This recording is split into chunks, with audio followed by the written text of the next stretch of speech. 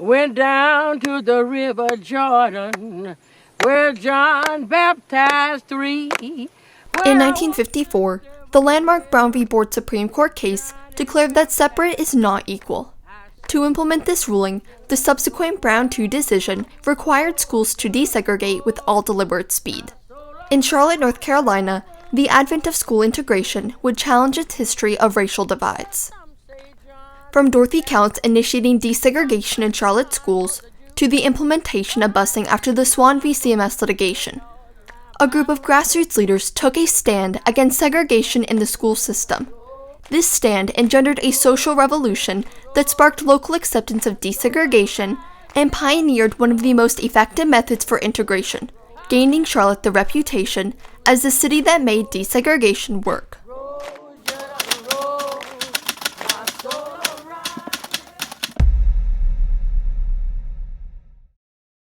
Following the desegregation mandate, the South launched a massive resistance to school integration.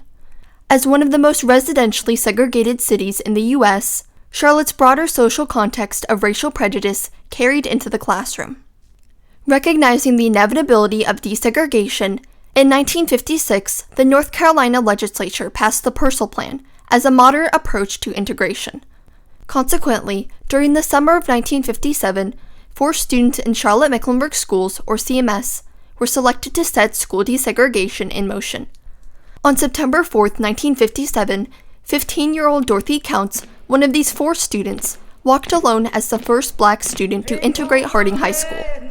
She faced a sea of white faces and picket signs as a mob surrounded the school. So as I was walking, things began to hit me in my back, and I looked around. There were sticks, and there were ice, and there were rocks, and there was a lot of pushing and shoving. In contrast, the other 3 students successfully integrated their respective schools. But despite this initial step, the general community mobilized against integration. By her second day at Harding, Dorothy was ignored by her teachers, taunted by her peers, and received death threats. After 4 days, she withdrew from Harding High School. My father, he was the one who called the superintendent as well as the police chief. And he said, I'm just trying to understand whether or not I can get a guarantee from you that my daughter's going to be safe in school. And they said they couldn't guarantee that.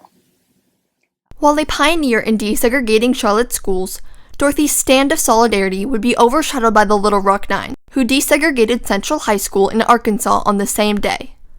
Unlike Dorothy, who was unescorted by police or school administration, the Little Rock Nine integrated under the protection of federal troops issued by President Eisenhower. And so when Dorothy Counts made that courageous decision to desegregate Harding High School, she was really chipping away at Jim Crow in society and in Charlotte writ large. Nevertheless, Dorothy's act of courage was widely syndicated in newspapers throughout the U.S. and the world, reaching the hands of Reverend Darius Swann. While a missionary stationed in India, he was unaware that he would later resume the fight for equal education in Charlotte. In the 1960s, the civil rights movement gained momentum on a national scale, escalating the fight for racial equality with efforts such as North Carolina's Greensboro sit-ins, the March on Washington, and the Civil Rights Act of 1964. While the nation grappled with healing racial divisiveness, Charlotte began to reinforce integration, desegregating hotels and restaurants in 1963, and even electing the first African American to the Charlotte City Council in 1965.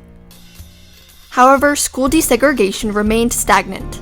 10 years after the Brown decision, segregation was still the reality in Charlotte's classrooms.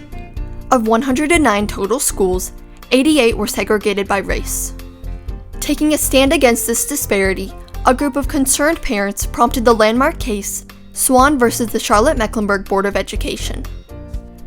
In 1965, Darius and Vera Swann incited the Charlotte NAACP to file a lawsuit against the school board after unsuccessfully attempting to transfer their eldest child to an integrated school from his assigned segregated school.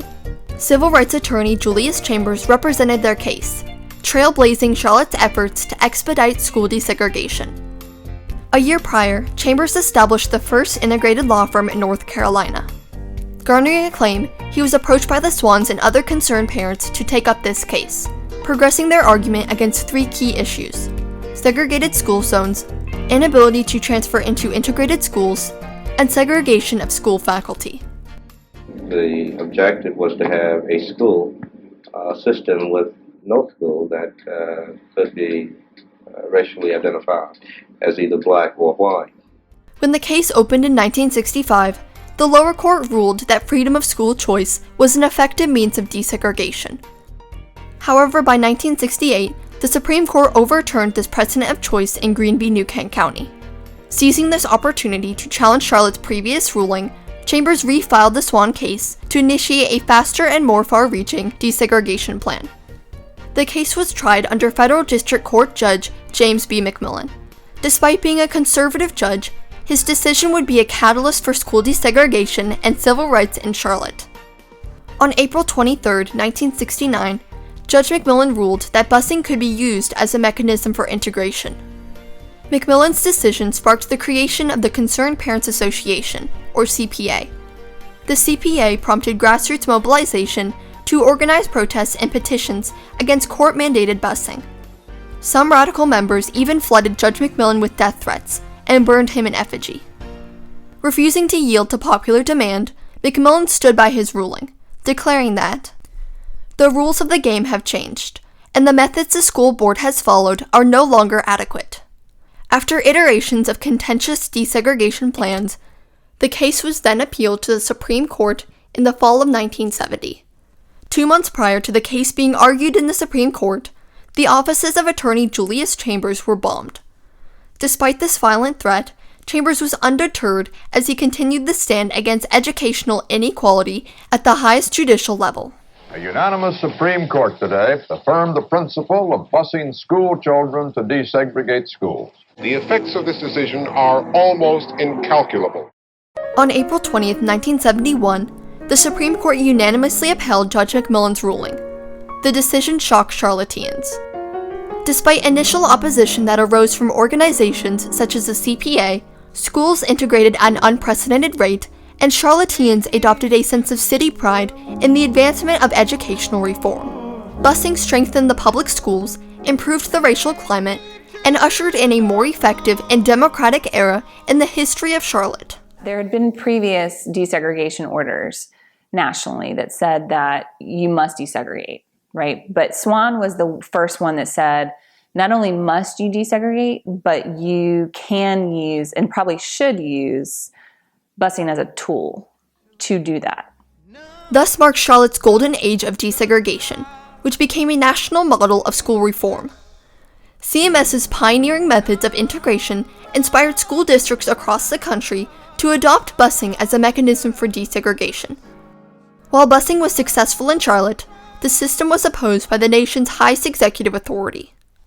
School busing has failed miserably.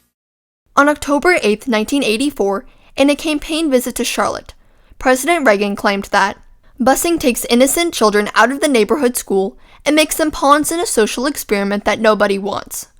Rebutting against his assertion on busing, the Charlotte Observer addressed Reagan in an open letter, writing, "You are wrong, Mr. President.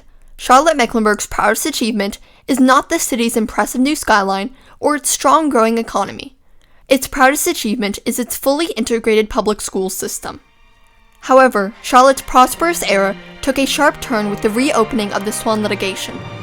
In 1999, a group of parents initiated the Capiccioni v. CMS lawsuit to reverse the busing order. District Judge Robert Potter declared CMS a unitary system, claiming that the district had exercised all requirements to fulfill the Swann mandate. With this decision, decades defined by successful school reform were completely upended. Since the end of the busing era, echoes of past school segregation are now present in Charlotte-Mecklenburg schools.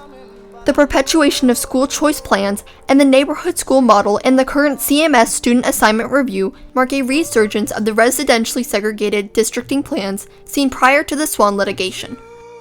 Once heralded as the city that made desegregation work, Charlotte has fallen from its initial fight for educational equality.